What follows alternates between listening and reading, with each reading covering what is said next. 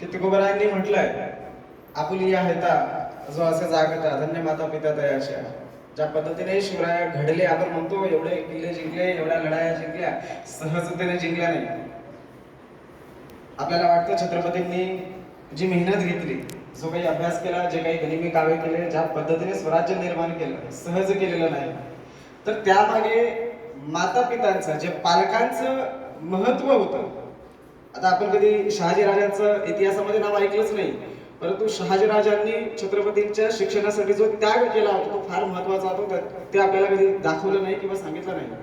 त्याच पद्धतीने आता आम्ही 10 वर्षांपासून संस्कार शिबिरे घेतोय आणि तेही गुरुकुल पद्धतीने घेत असतो, परंतु त्यामध्ये एक प्रकर्षाने जाणवत आलेलं आहे की आपल्या आपल्या परिसरामध्ये जी शैक्षणिक पद्धत चालू आहे अत्यंत चुकीची पद्धत आहे. कारण मुलांना शिकवलं जातं, आम्ही मान्य करतोय टेक्नॉलॉजी आहे, त्यांना मुलांना मोबाईल सारख्या वस्तू ज्या आहेत त्या दिल्याच पाहिजे, परंतु त्याचा वापर कसा करायचा हे अजूनपर्यंत सांगितलं जात नाही. आज 3री-4थीची मुलं आम्ही पाहतोय, हातामध्ये मोबाईल आल्यानंतर शिक्षणाच्या व्यतिरिक्त भलतंच काहीतरी चालू असतं.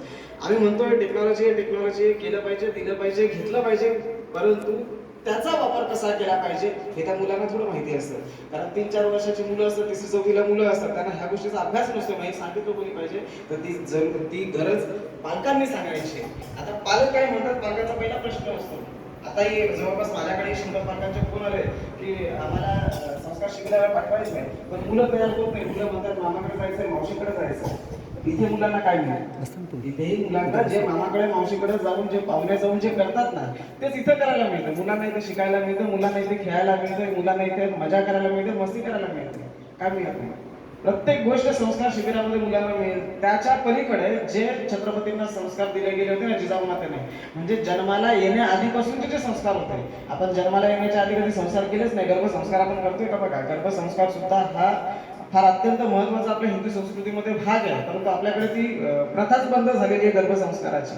ती होणं अत्यंत गरजेचं आहे. तो ठीक आहे, आपण एक समजतो की नाही झाले, परंतु या वयामध्ये म्हणजे आम्ही नेहमी म्हणत असतो की एकदा मडकं घडतं ना, ते घडताना ज्या पद्धतीने घडवलं जातं तेच मडकं वयाच्या, म्हणजे आमच्या मानसशास्त्राच्या संशोधनानुसार असं आहे की वयाच्या 8 वर्षापासून ते वयाच्या 17 ते 18 वर्षापर्यंत ज्या मुलांवर संस्कार होतात ते शैक्षणिक काळामध्ये वयाच्या 25-27 वर्षापर्यंत विसरून जातात, परंतु वयाच्या 27च्या नंतर त्यांच्यामध्ये जो बदल घडतो, म्हणजे आपण म्हणतो ना आज जी परिस्थिती चालू आहे की आमची मुलं अशी नव्हती, अशी झाली कशी, यामागचं कारण हे आहे की वयाच्या 8व्या वर्षापासून ते वयाच्या 18व्या वर्षापर्यंत जे संस्कार घडले होते ते संस्कार अत्यंत चुकीच्या पद्धतीचे होते. म्हणून वयाच्या 25 नंतर जे बदल घडतात किंवा जी परिस्थिती आपल्याला पाहायला मिळते, मधल्या काळामध्ये बदल झालेला असतो, परंतु संस्कारित बदल झालेला नसतो.